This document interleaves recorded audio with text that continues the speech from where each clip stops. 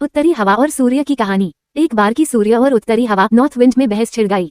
उत्तरी वायु घमंडी और जिद्दी प्रवृत्ति की थी। उसे अपनी शक्ति पर बड़ा अभिमान था। अक्सर वह प्रचंड वेग से बहती और पेड़ों को उखाड़ फेंकती, घरों को गिरा देती, खेतों में खड़ी फसल बर्बाद कर देती थी। उसमें उपस्थित आर्द्रता झीलों और नदियों के पानी को जमा देती थी। बहस करते हुए वह सूर्य से बोली, मेरी शक्ति के सामने किसी का जोर नहीं चलता। मैं दुनिया में सबसे ज्यादा शक्तिशाली हूँ। मेरे सामने सब तुच्छ हैं।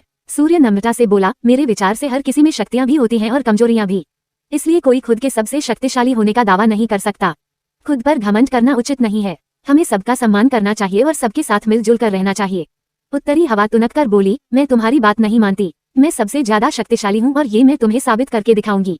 ऐसी बात है तो अपनी ताकत साबित करने के लिए तैयार हो जाओ।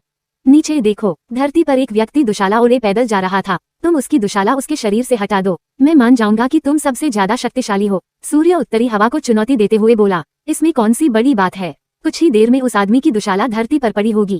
कहकर उत्तरी हवा अपने प्रचंड रूप में आ गई। धरती पर धूल भरी आंधी चलने लगी, पेड़ पौधे लहराने लगे, सूखे पत्ते व अन्य सामान उड़ने लगे, मौसम ठंडा होने लगा। पैदल जा रहे व्यक्ति की दुशाला भी हवा के वेग के कारण उड़ने लगी, लेकिन उसने उसे पकड़ लिया और अपने शरीर से कसकर लपेट लिया। उत्तरी हवा ने अपनी प्रचंडता और बढ़ाई, लेकिन उसके साथ ठंड भी बढ़ गई। व्यक्ति ने अपनी दुशाला और कसकर लपेट ली। बहुत प्रयासों के बाद भी उत्तरी हवा उसके शरीर से दुशाला हटा नहीं पाई। तब सूर्य बोला, अब तुम देखना कि कैसे ये व्यक्ति खुद ब खुद अपनी दुशाला उतार देगा। सूर्य ने अपना ताप बढ़ाना शुरू किया। तापमान बढ़ते ही धरती पर जा रहे व्यक्ति को गर्मी लगने लगे। वह पसीना पसीना हो गया। फिर क्या, उसने खुद ही अपनी दुशाला उतार दी। ये देखकर उत्तरी हवा बहुत शर्मिंदा हुई। अपने घमंड के कारण उसे सूर्य के सामने नीचा देखना पड़ा। उस दिन के बाद से उसने अपनी शक्ति पर कभी घमंड नहीं किया। सीख, घमंडी का सिर नीचा होता है।